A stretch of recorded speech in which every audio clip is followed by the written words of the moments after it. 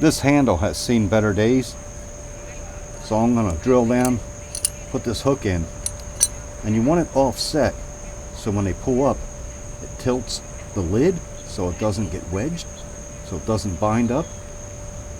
Want to start small, work your way up, concrete bit, drill with the hammer feature, and I might drill in the beginning because I don't want to crack this lid.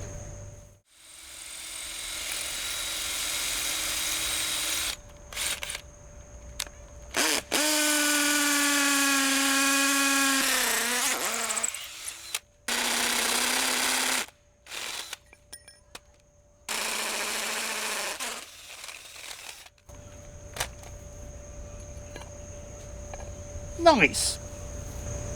I have a washer on this side.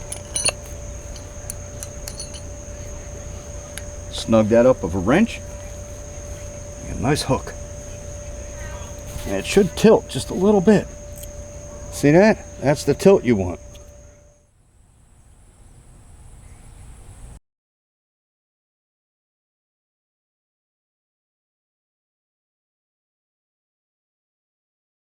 I'd like to thank everyone for watching, and if you'd like to see how to install these precast risers, I'll provide a link